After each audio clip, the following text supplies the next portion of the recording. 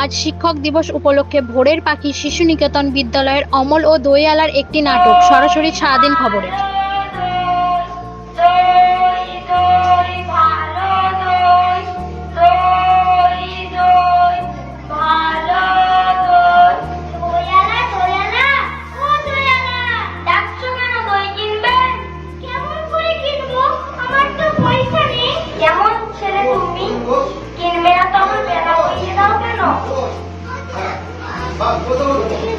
আমি যদি তোমার সঙ্গে চলে যেতে পারতুম তো যেতুম। আমার সঙ্গে? হ্যাঁ, তুমি যে কত দূর থেকে হাঁটতে হাঁটতে চলে যাচ্ছ শুনে আমার মন কেমন করে। বাবা, তুমি এখানে বসে কি করছো? কবিরাজ আমাকে বেরোতে বারণ করেছে, তাই আমি সারাদিন এখানেই বসে থাকি। আহা বাচ্চা, তোমার কি হয়েছে? আমি জানি না, আমি তো কিচ্ছু করিনি, তাই আমি জানি না আমার কি হয়েছে। দয়ালা, তুমি কোথা থেকে আসছো? আমাদের গ্রাম থেকে আসছি। তোমাদের গ্রাম? অনেক দূরে তোমাদের গ্রাম? আমাদের গ্রাম সেই পাঁচমুড়া পাহাড়ের তলার শ্যামলী নদীর ধারে। পাঁচমুড়া পাহাড়, শ্যামলী নদী, কি জানি, হয়তো তোমাদের গ্রাম দেখেছি।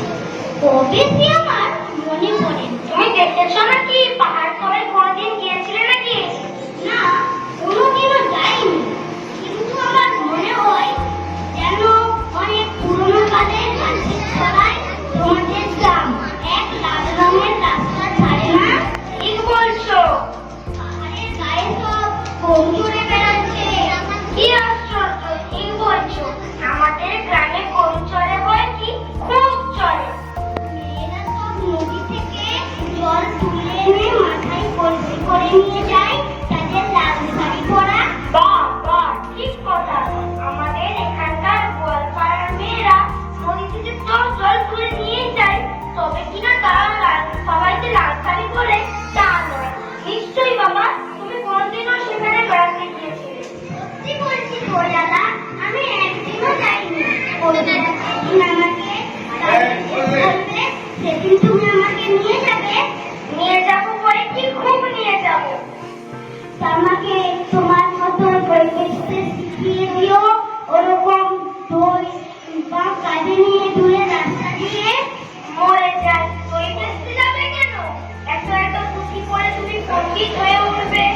না না, আমি কখনো পণ্ডিত হব না।